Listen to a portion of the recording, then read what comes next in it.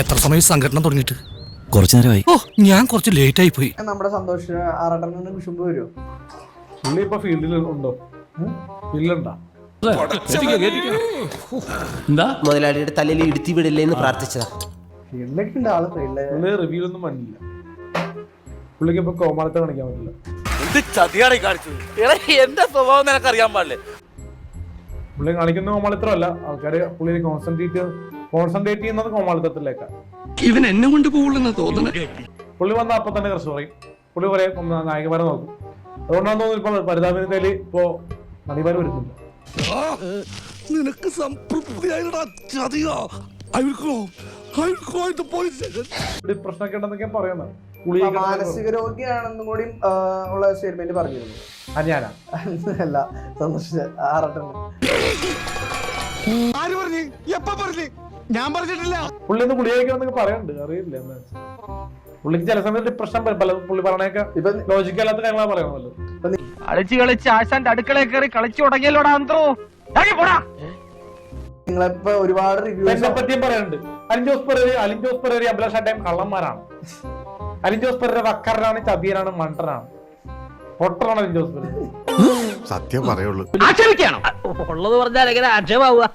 നമ്മുടെ ഈ ഉദ്ഘാടന വേളയിലൊക്കെ നമ്മുടെ ഈ അവരുടെ സെലിബ്രിറ്റിയുടെ കൂടെ അവരുടെ ഡാൻസ് കൂടാതെ അലിൻ ജോസിന്റെ ഡാൻസും അവർ വെക്കുന്നുണ്ട്. അത് താങ്കൾ നിർബന്ധിച്ച് വെപ്പിക്കുന്നതാണോ അതോ അവര് പറഞ്ഞിട്ട് ചെയ്യിക്കണേ?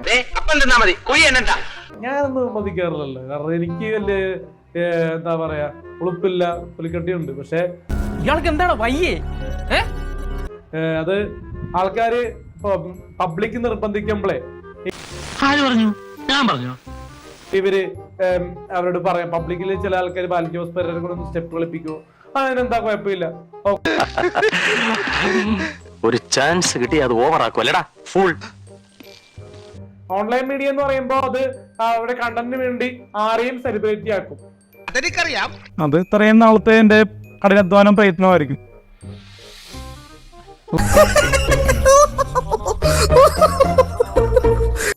ഇപ്പൊ റോട്ടില് 1 രൂപയ്ക്ക് വേണ്ടി കഷ്ടപ്പെടുന്ന പിച്ചക്കാരനാണെങ്കിലും നാളെ അയാളെ പാട്ട് പാടിയ നാളെ അയാൾ വയറല്ല.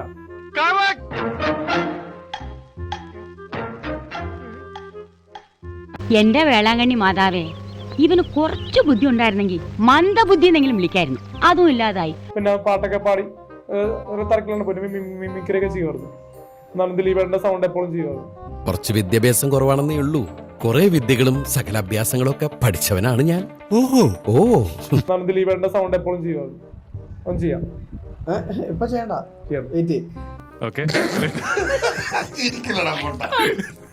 അതെ, ചേട്ടനോട് ഞാൻ ഒന്നും ചോദിച്ചിട്ടില്ല. എല്ലാം മാച്ചളഞ്ഞേക്ക്. ഞാൻ ഈ വഴിക്ക് വന്നിട്ടേ ഇല്ല.